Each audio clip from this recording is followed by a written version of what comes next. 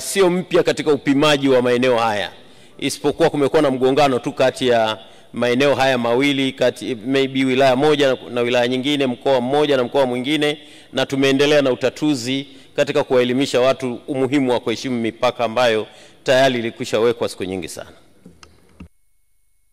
Mheshimiwa Halima James Mdeni ikuona. Nashukuru mwenyekiti. Sasa hivi kuna zoezi la upimaji na uuzaji wa viwanja linaloendeshwa na Shirika la Maendeleo Dar es Salaam DDC katika halmashauri mbili za Ubungo na Kinondoni. Zoezi ambalo lina ugomvi na mgogoro mkubwa sana.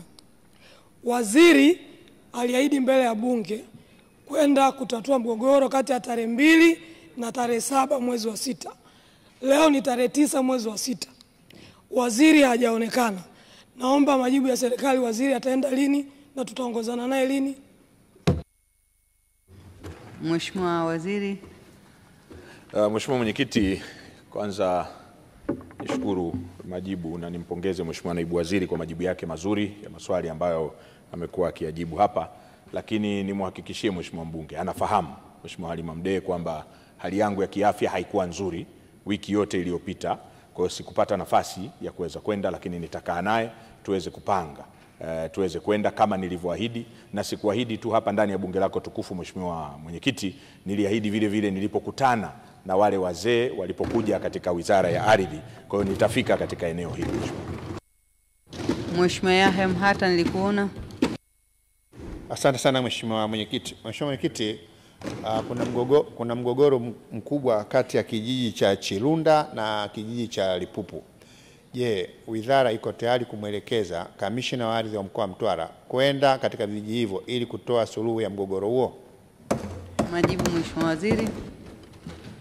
Asante sana Mheshimiwa Mwenyekiti.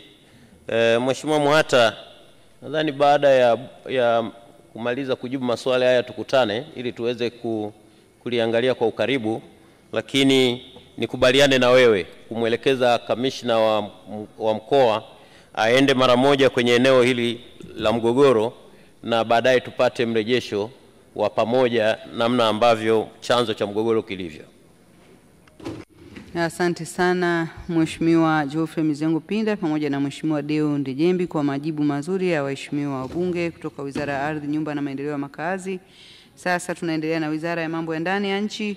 Swali la Mheshimiwa Suma Ikenda Fyandomu, mbunge wa viti maalum, litaulizwa kwa niaba na Mheshimiwa Oran Njenza. Nashukuru sana Mheshimiwa Mwenyekiti. Sasa naomba swali namba 540 lipate kwa niaba ya Mheshimiwa Suma Fyandomu lipate majibu ya serikali. Majibu ya swali hilo Mheshimiwa Waziri.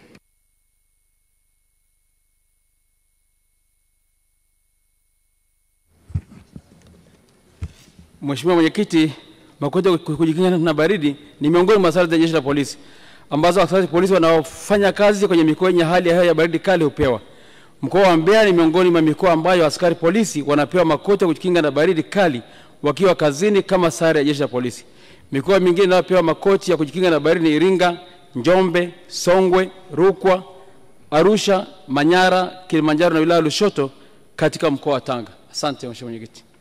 Mheshimiwa Oran Njenza. Nashukuru sana Mwenyekiti.